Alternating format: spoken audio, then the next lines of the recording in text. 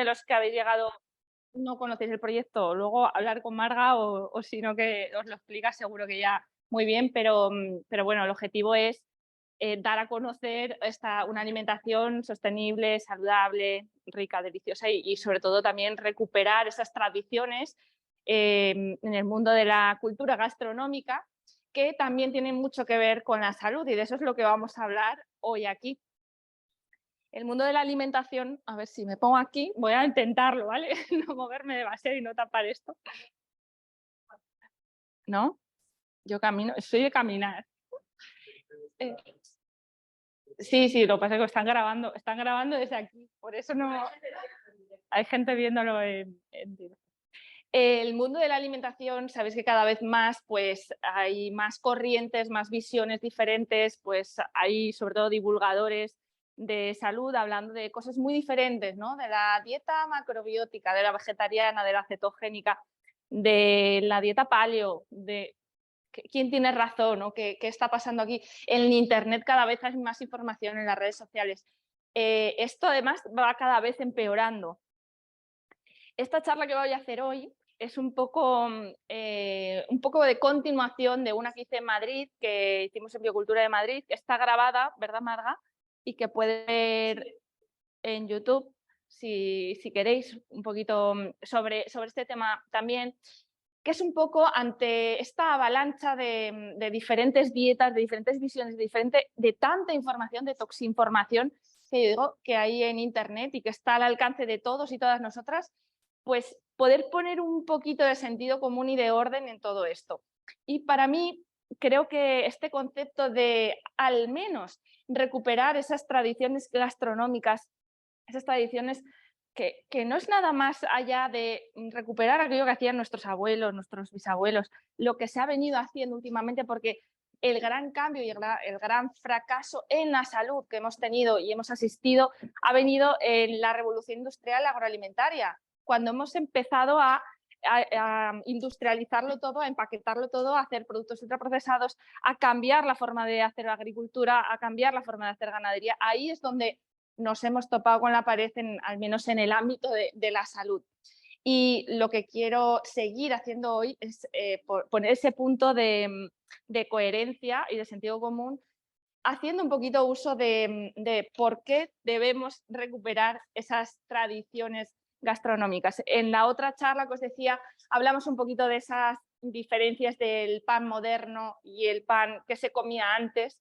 Otra cuestión es, estamos hablando de las tradiciones de los últimos años, ¿no? Realmente nos podemos ir más atrás y hablar más de la evolución y de otras cosas, de otras cuestiones, ¿no? Pero que entendamos que el fracaso en la salud viene de la industrialización, viene en ese punto de inflexión.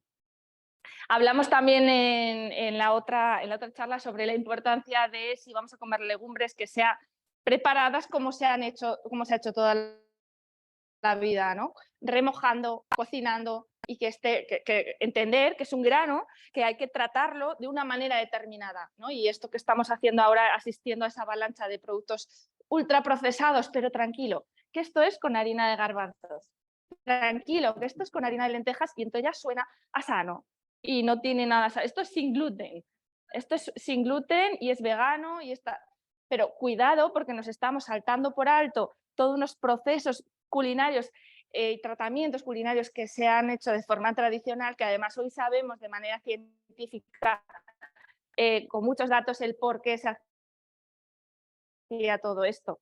Y durante el remojo y cocción de estas legumbres sabemos que hacemos una reducción, una casi prácticamente eliminación de compuestos antinutritivos que tiene este alimento y que tenemos que tratarlo de una forma determinada para que no sea perjudicial para el organismo.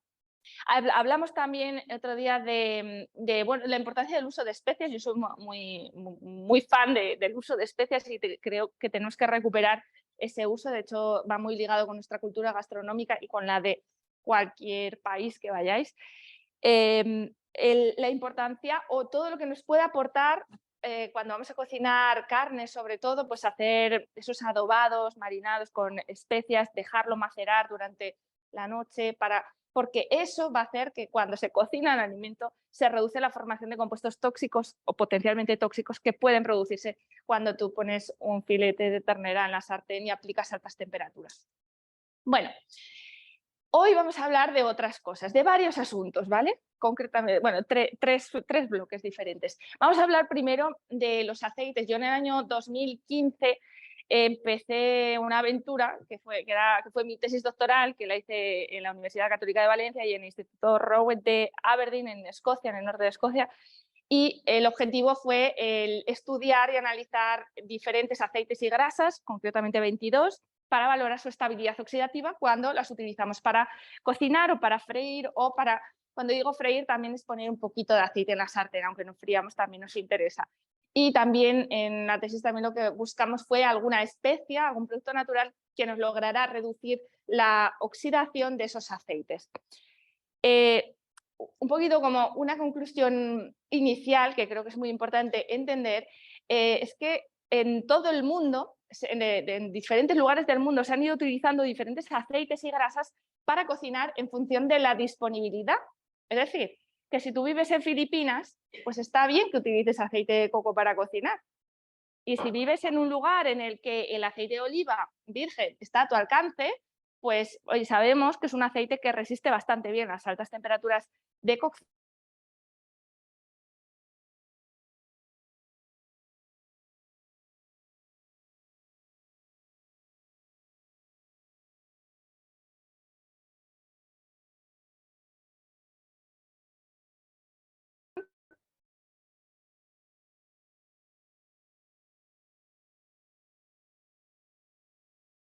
El proceso digestivo, esa mucosa gástrica intestinal tan importante para nuestra salud, lo vamos a empezar a oxidar. Es decir, que estos compuestos de oxidación, que a veces nos obsesionamos mucho con el sin gluten, sin azúcar, y luego te hinchas a patata frita. Bueno, los fritos, las frituras, sobre todo con aceites problemáticos, que entendamos que también van a dañar nuestros tejidos, no solo el sistema digestivo, sino que está relacionado con muchísimas enfermedades.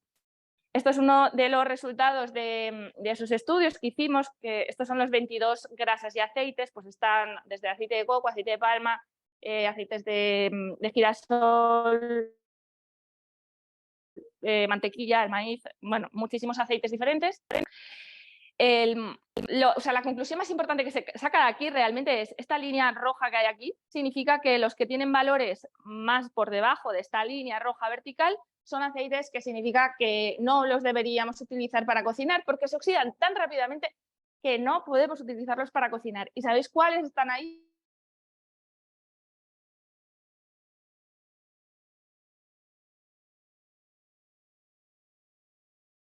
Están el aceite de girasol y el aceite de sésamo y también el de maíz, pero se ha venido utilizando en la cocina durante muchos años, se sigue utilizando porque tiene un punto, se ha considerado que como tiene sobre todo tiene un sabor, que no tiene sabor, no le aporta sabor al alimento, entonces por esas cualidades viene muy bien para cocina, pero sabemos que aunque ese punto de humo sea alto, el punto de humo no se correlaciona con marcadores de oxidación del aceite. Sabemos a día de hoy que no es un buen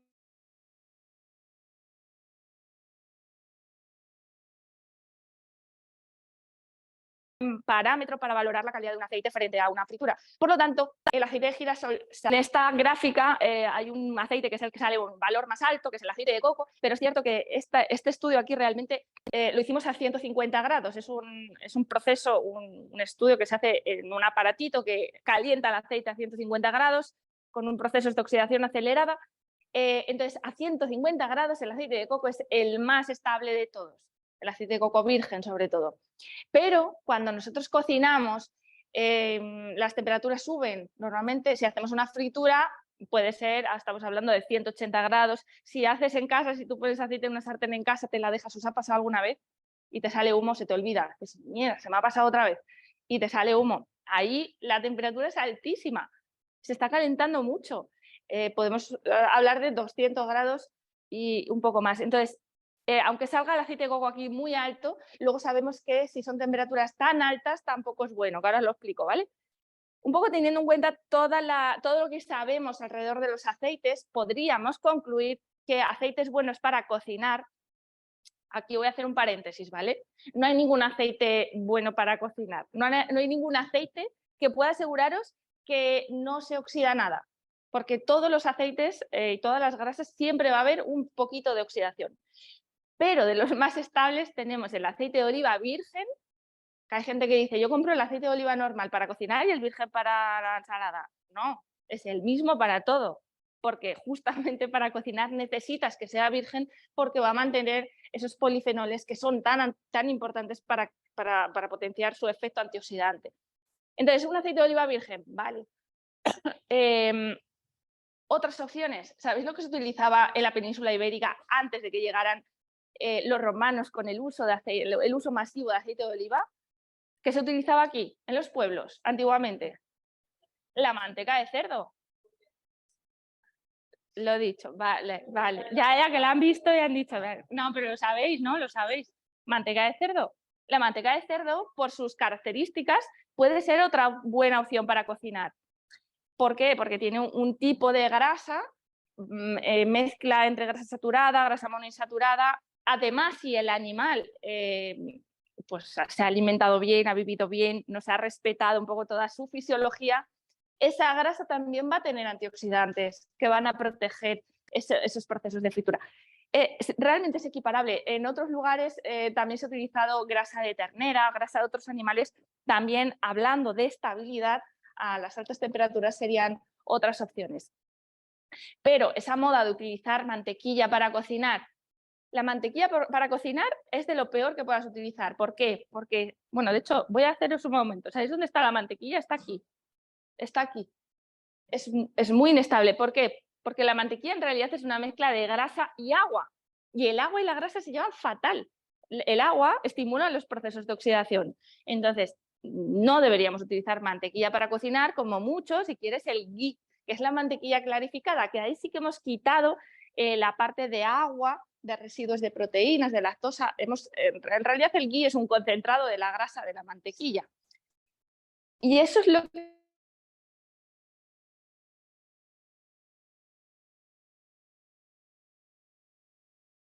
tradicionalmente se utiliza en países como la India, que tradicionalmente ¿qué grasa se utiliza allí? Pues se utiliza ghee, no se utiliza mantequilla. De forma tradicional han visto que eso es mejor. Entonces el ghee se puede utilizar y el aceite de coco virgen, si vives en Filipinas, sí. Ahora bien, estas dos grasas a temperaturas muy altas, más de 180 grados, en realidad empiezan a degradarse también. Son menos estables comparadas con una manteca de cerdo o con un aceite de oliva virgen, ¿vale? Se podrían utilizar. Y lo más importante, y quizás alguien conocéis la cocina hindú, lo que hacen en la India, que en realidad sabéis que allí cocinan especias, bueno, es todo es especias, todo sabe a especias. Pero cuando cocinan, ponen el ghee en la sartén y añaden las especias en el mismo aceite. No se añaden luego, se añaden al inicio de la cocción. Bueno, pues añadir esas especias a los aceites, que es esa segunda parte del estudio que hicimos, es maravilloso para mejorar, para reducir la oxidación de los aceites. Nosotros estudiamos concretamente 5 especias que eran las más potencialmente útiles para ello, o sea, de las que más compuestos antioxidantes tenían, y con mucha diferencia el romero fue la más útil, la más eficaz para reducir esa oxidación de los aceites. Entonces, tener en casa un poquito de romero en polvo, triturado mejor, y añadirlo no hace falta que hagas frituras para esto. Es verdad que yo cuando hice todos estos experimentos lo hicimos con frituras, freímos patatas concretamente, pero no hace falta. Tú cuando añades aceite en una sartén para hacer algo a la plancha, ahí ya tienes aceite y ya es potencialmente, puede haber una potencial oxidación, la va a haber. Entonces, si añadimos un poquito de romero, mejor. Lo ideal es lo que he dicho, romero en polvo y añadido con el alimento que hacemos, que vamos a preparar. Una cosa solamente a modo práctico, ¿vale? Que he dicho lo de los 180 grados, aceite de coco y el ghee. Sí, vamos a hacer unas galletas al horno, un bizcocho al horno, algo al horno en el cual voy a controlar la temperatura y además sabéis que dentro del alimento nunca se calienta tanto, nunca llega a esos 180 grados. Realmente se puede utilizar si lo que buscamos es esa textura pues que luego nos quede más crujiente y demás. Vale, esta primera parte sobre los aceites. ¿vale? Vamos a ahora cambiar de tema, vamos a hablar un poquito de los lácteos. Y hablando de las tradiciones y los lácteos. Bueno, muchas veces yo hablo del problema del trigo, cada vez más problemas asociados al trigo, que se debe a muchos factores, ¿vale? Pero uno de esos factores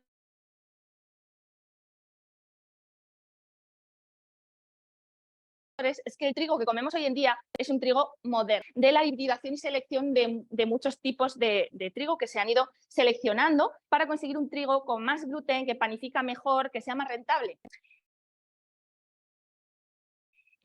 Bueno, pues algo parecido ha pasado con los lácteos. Las vacas antiguas, las vacas de razas autóctonas, razas antiguas, razas, por ejemplo, de la India. ¿Habéis estado alguna vez en la India y habéis visto las vacas de la India? No tienen nada que ver a las vacas lecheras de aquí, ¿no? Son razas diferentes. Bien, pues esas vacas tienen un tipo o sea, generan una leche con un tipo de proteína diferente. Concretamente, las razas antiguas de vaca tienen una proteína, abunda una proteína, un tipo de caseína, que es la caseína A2. En cambio, las razas más modernas, como la frisona, las vacas lecheras, tienen una mezcla de proteína A1 y A2. ¿Y esto qué significa? ¿O esto qué implica? Bueno, de momento vamos a entender que esa beta-caseína A2 propia de las razas antiguas es la misma proteína que tenemos las mamás lactantes, las mamás que damos leche a nuestros bebés y tenemos ese mismo tipo de proteína. En cambio, esta proteína de la leche de vaca moderna, que no tengo nada contra ellas, pero son vacas que ya han generado cambios en el tipo de proteína que eso va a suponer un cambio también en nuestra salud cuando lo ingerimos. Esta vaca más moderna tiene esa proteína que he comentado que cuando la ingerimos, cuando nos tomamos un vaso de leche, de esta leche, en nuestro tubo digestivo no somos capaces de digerir esa proteína. No tenemos las enzimas necesarias para romper esa proteína, digerirla y conseguir aminoácidos para absorber. En cambio, esa beta-caseína A2 no da estos problemas, ¿vale? No genera esos problemas. Tenemos un trocito de proteína de la vaca moderna, de la leche, que se llama beta-casomorfin 7. Es un trozo de proteína que no hay manera de digerir. No podemos digerir y queda en el intestino y puede dar algunos problemas. Este beta-casomorfin 7 se ha visto que es capaz de unirse a ciertos receptores opiáceos que están presentes tanto en el sistema digestivo, pero también en el sistema nervioso, en el sistema inmunológico, y está descrito que en el intestino puede aumentar los marcadores de inflamación. De hecho, hay estudios clínicos que lo han corroborado con personas, con humanos. En el cerebro puede aumentar la preferencia de grasas, en el hueso reduce la actividad de los osteoblastos, o sea que eso de beber mucha leche para tener unos huesos más fuertes es bastante discutible por muchos factores. En el corazón también se ha visto que aumenta la mortalidad por enfermedades cardiovasculares. Bueno, es un péptido que la verdad que no nos trae cosas buenas. Dicho esto, con los lácteos lo primero que tenemos que entender es que no son alimentos necesarios, no son imprescindibles, por mucho que la industria alimentaria nos lo haga ver o entender. Bueno, a ellos les interesa que sea un producto necesario, imprescindible, pero no lo es. Entonces, hay otros alimentos que nos pueden aportar pues, el calcio que nos puede dar la leche o los lácteos. A pesar de eso, si queremos escoger un lácteo de calidad, pues tendrá que tener las siguientes características. La primera es pues, buscar que sea de cabra, de oveja, también de búfala o bien de esas razas antiguas. Ya hay productores, ya hay algunas industrias que están comercializando productos lácteos A2. No sé si lo habéis visto en algún sitio, pero incluso aquí en Cataluña creo que ya hay algunos productores que han conseguido esas vacas más antiguas, más ancestrales y han generado este tipo de derivados lácteos también. Tiene que ser un lácteo de buena calidad, idealmente de pasto y ecológico, que sean enteros, aunque llevamos arrastrando durante muchos años ese miedo ante las grasas y que sea todo desnatado y todo, ¿no? Todo bajo en grasa, light. Realmente la grasa, y concretamente la grasa láctea, justamente si es de calidad, si es ecológica, si es buena, va a ser de las cosas mejores de los lácteos, ¿vale? O sea que no tiene ningún sentido comprar un lácteo desnatado porque le vamos a estar quitando pues, la parte que es más buena de los lácteos. De hecho, esa grasa nos va a dar un poder saciante, nos va a aportar otras vitaminas, en fin, que no quitemos la grasa de los lácteos. Y por último, que sea fermentado. Siempre mejor un kefir, un yogur, un queso de calidad, que no la leche directamente. Y hablando de los fermentados, vamos a hablar de otro tema, que son los alimentos fermentados, y recuperar un poco esas tradiciones también del consumo de alimentos fermentados. Sabemos que, bueno, y así nos lo dicen los estudios, que el consumo de alimentos fermentados tiene un impacto ya no solo en la microbiota intestinal, en todos esos microbios que conviven con nosotros, sino también en el sistema inmunitario. Y además, a nivel de la población, así como hay otras estrategias como la fibra, que puede generar efectos muy diferentes en función de cada persona, en función de cómo sea tu microbiota, te puede ir bien, te puede ir regular. Los alimentos fermentados en general tienen un efecto más homogéneo y en los estudios nos muestran que a la población les va bien a nivel del sistema inmune y de microbiota intestinal. Simplemente por conceptos, para que entendamos el concepto de microbiota con T, hace referencia a los microbios que tenemos en el intestino, en este caso, y el microbioma con M hace referencia a todo lo que ocurre ahí dentro, es decir, a todo el ecosistema, a todos los metabolitos que están generando, a los genes que llevan dentro, ¿vale? Todo ese ecosistema se llama microbioma. Y cuando hablamos de microbioma intestinal, sabemos que un microbioma saludable es aquel que es muy diverso, que está lleno de bacterias diferentes, de protozoos, de arqueas, de virus, de hongos, y esa gran diversidad microbiana es lo que nos va a dar salud. Hay una relación muy estrecha, cuanto más diverso, más salud. Así que tenemos que buscar diversidad. ¿Y sabéis qué es los alimentos a nivel de alimentación? Los que tienen un mayor potencial para generar diversidad microbiana son los alimentos fermentados. Pero no estéis pensando en un yogur. Vamos a hablar de otros alimentos fermentados. Y si hablamos de tradiciones, está descrito que los alimentos fermentados empezaron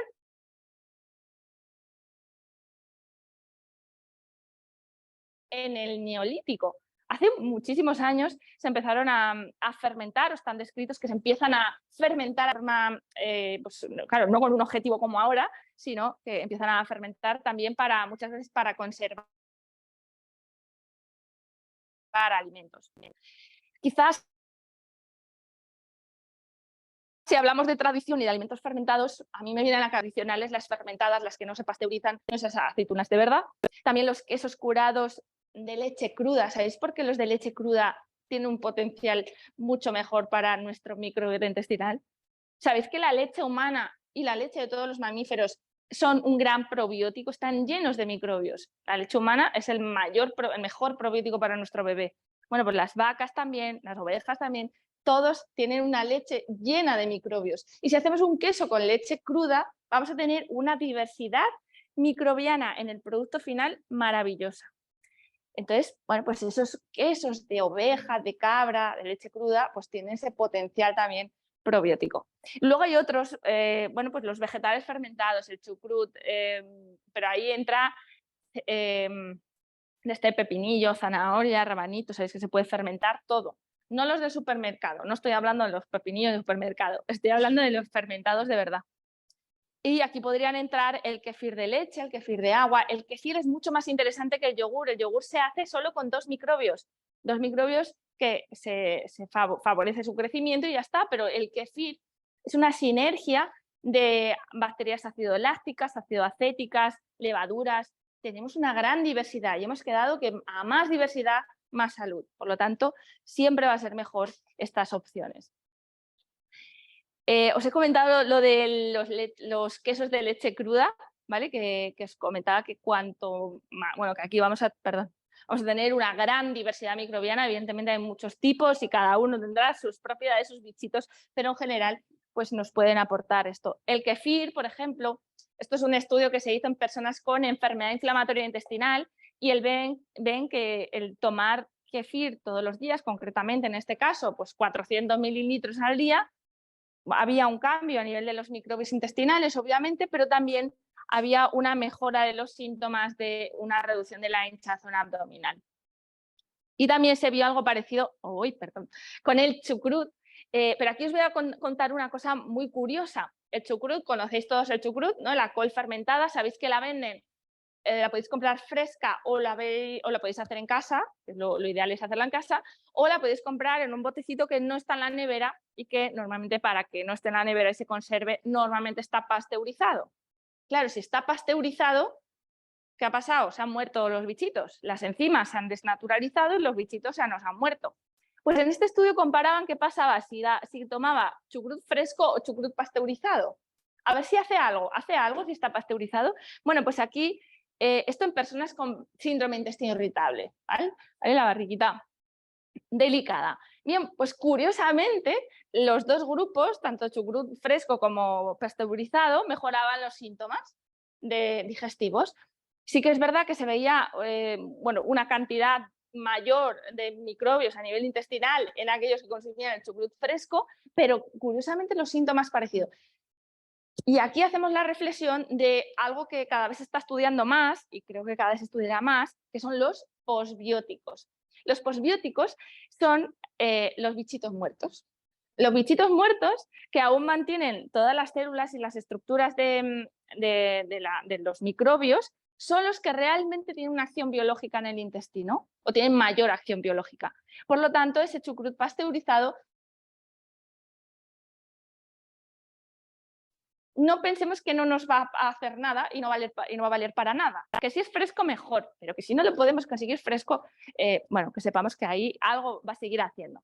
Realmente hay muchísimos alimentos fermentados. Si hablamos de tradición, podéis decir, hombre, el vino como no, un alimento fermentado por excelencia, la cerveza, el pan. Claro, son alimentos que tradicionalmente, es verdad, con bebidas fermentadas tradicionales hay muchísimas. Y aquí esto sería un debate que no voy a entrar, del vino con el alcohol y demás, ¿vale?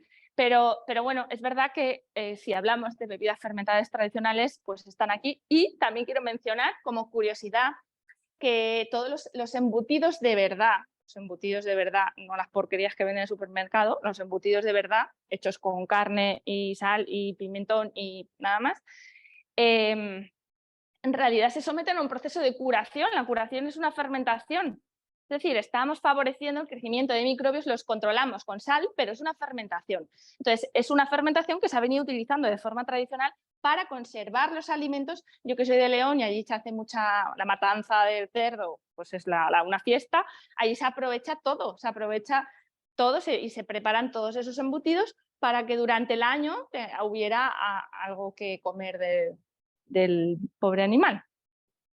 Bueno, y hay otros alimentos como el cacao, el té, el café, que también se han sometido a un proceso de fermentación y, bueno, aquí más por una cuestión de mejorar cualidades organolépticas, también se mejora la tolerancia y el efecto que tiene en la salud. Y aquí quería acabar con una reflexión, esta parte, y es que cuando hablamos de alimentos fermentados y buscar esos microbios en alimentos y buscar la diversidad microbiana, sabéis que los alimentos crudos, como la manzana o cualquier fruta, cualquier verdura, están llenos de microbios. Y podéis pensar, bueno, pero están en la piel, ¿no? Bueno, pues no. En este estudio, que es el estudio de la manzana, analizaron todos los microbios que tenía la manzana, pero no solo en la piel, sino que la abrieron y vieron que dentro, en su pulpa, estaba llena de microbios. Una manzana aporta aproximadamente 100 millones de bacterias.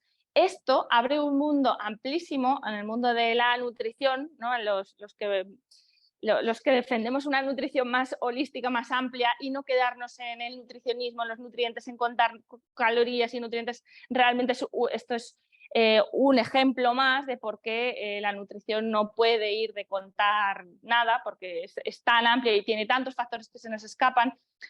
Y este es uno de ellos. Seguramente cuando comemos alimentos vivos, frescos, como frutas y verduras, estamos aportando mucho más, estamos aportando microbios. En este estudio, además, se comparó cómo eran los microbios de las manzanas ecológicas y las manzanas convencionales. Y sorpresa, ¿sabéis que los microbios de esas manzanas ecológicas tienen unas características mucho más saludables y son mucho más diversas? Hay mucho más diversidad microbiana, por lo tanto vamos a conseguir más diversidad bacteriana intestinal. cuando hablamos de una agricultura convencional, ya no solo estamos hablando de que si tenga un poquito más de vitamina, un poquito más de antioxidante o que tenga, por supuesto, menos pesticidas, menos residuos. Estamos hablando de muchas más cosas, como, por ejemplo, estas que poco se tienen en cuenta. Y dicho esto, vamos a hablar de un último punto. Este ya es el último, las micotoxinas. ¿Sabéis lo que son las micotoxinas? ¿No? ¿Sí? ¿Alguien sabe? Bueno. En realidad las micotoxinas son sustancias que las producen los mohos, ¿sí? ¿Los conocéis? Los mohos, los hongos, los mohos. Pueden crecer en alimentos en determinadas condiciones y circunstancias, no solo en alimentos, sino también en otros lugares, como en las casas, ¿verdad? Aquí toda parte de mi equipo, por ahí, que me río porque últimamente hemos hablado mucho de las micotoxinas, no solo en los alimentos, sino pues esos mohos que salen en las paredes, en las casas, que tienen un impacto sobre la salud muy grande y que muy poco se tiene en cuenta, ¿vale? Hoy voy a hablar solo de las micotoxinas en alimentos, pero que tengamos en cuenta que hay muchos otros lugares o formas de tener contacto con estas micotoxinas. Las más importantes pues son estas de aquí, las aflatoxinas pueden ser las que más se conozcan, pero hay muchas otras. ¿Y qué problema tienen estas micotoxinas? Podéis estar pensando ¿qué está hablando Lucía que tenga que ver con las tradiciones? Lo Marga está diciendo, esta se nos ha vuelto loca. No, pero esto tiene algo de... en el mo. ¿Qué problema tienen las micotoxinas? Bueno, pues que son, como su propio nombre dice, son micotoxinas, son tóxicas, son cancerígenas, tienen un potencial cancerígeno, pueden alterar el metabolismo de estrógenos, puede afectar a nivel gastrointestinal, pueden generar también problemas de riñón y también tienen un impacto muy importante en el sistema inmunitario. De hecho, hay muchos casos de problemas digestivos, de SIBO, que es lo que más tratamos nosotras en consulta, que bueno, pues detrás puede haber un problema de micotoxinas. ¿Empezáis a saber lo que son las micotoxinas ahora? ¿Esto os ha pasado alguna vez? A ver, ¿quién de aquí ha cogido una manzana, ha quitado los pochos y se ha comido el resto? ¿Alguna vez en la vida? Por favor, vamos. Micotoxinas, esto os ha pasado, la has cortado y te has comido el pan. Esto espero que no. Esto el otro día, no sé si alguien lo ha visto, esto nos lo he contado. En TikTok ahora hay un vídeo viral de una chica que ha cogido con un pincel el moho de la naranja y se ha pintado los ojos. Os lo juro. Estamos muy mal, yo creo que el mundo ya se va... No, pero que no lo sé, pero se ha hecho viral. Bueno, hay una movida ahí. ¿Esto os ha pasado alguna vez? ¿Nos ha pasado alguna vez? ¿Nos ha pasado alguna vez? ¿Nos ha pasado alguna vez? Esto lo he puesto porque a mí me pasó un día esto con las fresas que dije, ¿esto qué es? Por favor. Vale, en este estudio se cogió este pepino, se analizó esta parte de aquí, que hay moho, evidentemente, se valoró el contenido de micotoxinas y se cogió también este trocito de aquí. ¿Y qué sorpresa hay? Que hay las mismas micotoxinas aquí que aquí. Así que, por favor, para la próxima vez que os salga moho en un alimento, lo cogéis y lo tiráis. Si tenéis huerto, lo compostáis. Sí. ¿Qué pasa? Que las micotoxinas no solo vienen de los alimentos. O sea, no solo viene de las frutas y las verduras, que son las fotos que he puesto, o el pan, sino que hay un gran problema en los piensos de los animales, en cómo se tratan los piensos de los animales, porque claro, la comida que te comes tú directamente, pues la tratas bien, la conservas, tú todo lo organizas. Pero ¿qué pasa con los piensos de los animales? Condiciones de conservación, humedad. Ahí está el gran problema porque está el gran descontrol. Los piensos son los que tienen más probabilidad de contaminación con aflatoxinas, concretamente esos piensos se los comen los animales y luego o te comes la carne o te tomas la leche y entonces estás contaminándote también con estas micotoxinas.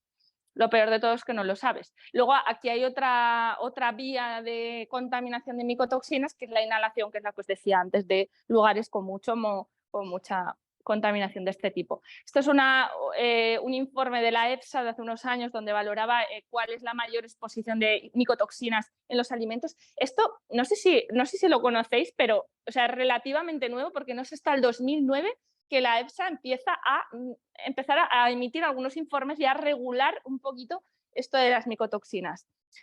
Los lácteos, los cereales, sobre todo en forma de harinas, cuando comemos el grano entero no es tan problemático, pero cuando viene en forma de harinas es más susceptible de micotoxinas. Los frutos secos, sobre todo cuando se comen crudos, si los tostamos reducimos un poquito la exposición a micotoxinas, y la fruta seca. Y ahora es donde voy a linkar esto de las tradiciones de que está hablando hoy Lucía aquí en Menuda Tierra. Sabemos que las formas de proceder a nivel agrónomo tradicionales tienen pues, muchas ventajas, pero entre ellas también aparecen las micotoxinas. Por ejemplo, en este estudio se comparaba la avena ecológica y la avena convencional y se observaba que la avena ecológica tiene menos micotoxinas que la convencional. Aquí veían que las rotaciones de los cereales, las fechas de arado y siembra, son factores importantes que afectan a la concentración de micotoxinas en avena. Aquí, por ejemplo, este es otro estudio que veía que los cereales de los sistemas agrícolas orgánicos en Noruega estaban menos infectados por estos hongos, los Fusarium, que los cereales de los sistemas agrícolas convencionales. De nuevo, vieron que esto era por la falta de rotación de cultivos, el uso de fertilizantes minerales, en cierta medida también el uso de pesticidas. Es decir, que ya no estamos hablando solo de esos residuos de pesticidas y demás, sino la forma de proceder que se ha hecho de forma tradicional quizá también va mucho más allá y concretamente si hablamos de micotoxinas ya estamos dando también un paso aquí. Por eso, de nuevo, el intentar entender que lo que se ha hecho durante muchos años atrás, la mayor parte de veces acabamos dando explicación de por qué, de que todo tiene un porqué y que la industrialización lo ha cargado todo. Se lo ha cargado todo. Tenemos que entre todos intentar volver a poner en valor pues, todas esas tradiciones, esas formas de proceder, porque si nos vamos a lo analítico y decir, bueno, vale, pues no pongo el pesticida, entonces lo hago de esta otra manera, pero lo sigo haciendo de esta forma. Es que se trata de volver a esas formas en las que hacíamos antes, al menos respetarlo, al menos tener en cuenta otras cuestiones que vayan más allá. Y creo que las micotoxinas es un punto que debemos de tenerlo muy presente y veréis, estoy segura que dentro de unos años se hablará muchísimo más de este tema que he hablado hoy. Y bueno, por último, pues decir que no nos la cuelen, que ese desayuno, esos desayunos de croissant, café con leche, zumitos, eso no es tradición, que esto tampoco, que esto es un invento de la industria alimentaria que nos ha hecho creer que los cereales de desayuno es el desayuno que tenemos que tener y eso no tiene nada ni de tradición ni de saludable, que los panes sin gluten no tienen nada de tradicional o los panes de semillas o los panes de todo lo que queráis no tienen nada de tradicional. Tampoco tiene nada de tradicional los aceites refinados, procesados, y tampoco tiene nada de tradicional un concepto que quisiera que dejar hoy también claro. Ese miedo hacia las grasas que nos ha acompañado desde los años 50 con todas las teorías de Ansel Keys, que es el que bueno, tuvo un papel más importante en toda la industria y en las recomendaciones oficiales, con ese miedo hacia las grasas, en que todo sea light, en que si voy a comer carne, que sea carne magra, que no tenga grasa, ¿no? Que si compro jamón, voy a quitar lo blanco del jamón, que eso es malo. A ver, si es convencional y es un tal, vale, porque en la grasa es verdad que es donde se acumulan más tóxicos, pero la grasa de los animales es como lo de los lácteos que os he dicho. O sea, si comes grasa, si comes carne, no busques una carne magra. Busca una carne que tenga grasa y que tenga grasa de calidad porque esa grasa nos va a aportar muchísimo más. Sobre todo esa combinación de la parte proteica con la grasa es mucho más saludable que comer una carne magra, ¿no? Entonces, si vamos a la tradición, antes os he dicho, yo soy de León y hacen la matanza. Vamos, el león, imaginaros, los de León antiguamente haciendo la matanza, no, quita la grasa, que esto es malo. Eso nunca se ha hecho. De hecho, es de lo más preciado no solo la grasa, sino las vísceras de los animales, que realmente el problema a nivel de salud, estoy hablando ahora, a nivel de salud del consumo de carne viene mucho dado por el consumo de exceso de músculo animal. Estamos abusando de comer músculo de animal y nos hemos olvidado de lo que era más tradicional, que era comer el resto de cosas del animal, las vísceras, las orejas, todas esas cosas que se comen. Entonces, bueno, a nivel de salud, entender eso, ¿no? Que esto no es tradicional y esto tampoco es tradicional, ¿vale? Esto es un invento también bastante moderno. ¿Sabéis lo que es? ¿Sí? Unos macarrones de lenteja roja, sin gluten. Pues hasta aquí todo. Muchas gracias por vuestra asistencia.